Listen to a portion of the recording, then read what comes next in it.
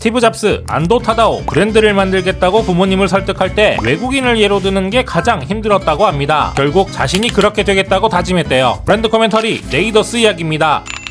네이더스 디렉터 원덕현은 다양한 영향을 받고 자랐습니다. 학예부장을 맡았던 초등학생 때는 이벤트 기획에 재미를 느꼈고 오디오 기기를 수리하던 삼촌에게서는 기기 설계의 원리를 깨우쳤으며 흑인 음악을 듣기 시작하면서는 자신의 메시지를 전하는 데 다양한 방법이 있다는 것을 배웠습니다. 원덕현은 양호실에서 수능시험을 치렀습니다. 시험 3개월 전에 터진 허리디스크 때문이었는데 의사는 하반신 마비가 올 수 있다며 학업을 멈추고 치료에 전념할 것을 권고했지만 대입을 떠나 수능을 포기하기 싫었던 그는 침대에 누운 채 수능시험에 임했다고 합니다. 학접은행제를 통해 학사를 취득한 원덕현은 군대 역시 방위산업체에 지원, IT 계열 기업에서 대체 복무한 바 있습니다. 이때 간단한 코딩을 포함한 웹기에 CS 및 경영 전반에 관한 업무를 직간접적으로 배우게 됐는데 이게 훗날 큰 도움이 되었다고 합니다.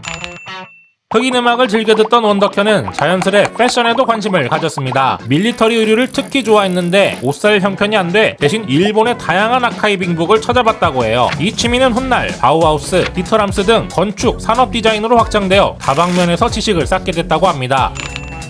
원덕현은 2011년 브랜드 블랭코브를 로칭했습니다. 패션 브랜드를 만들고 싶었지만 자본금이 없어 가급적 적은 상품군으로 오랫동안 판매할 수 있는 가방부터 만든 것이 이유입니다. 기성 패션 브랜드와는 어차피 경쟁이 힘들 테니 동반자로 시작하는 게 좋겠다는 계산도 있었다고 하고요.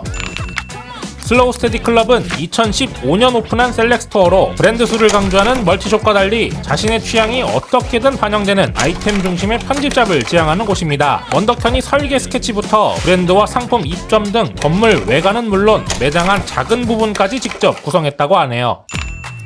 슬로우 스테디 클럽 오픈과 비슷한 시기 네이더스도 론칭했습니다. 자신이 좋아하는 셔츠를 필두로 범고래 심볼이 들어간 카디건, 비니 등의 히트작을 연달아 내놓으며 성공 궤도에 올렸는데 그 이면에는 수중에 남은 재산이 단돈 10,000원일 만큼 전 재산을 투자한 절실함과 자신감이 숨어 있었습니다.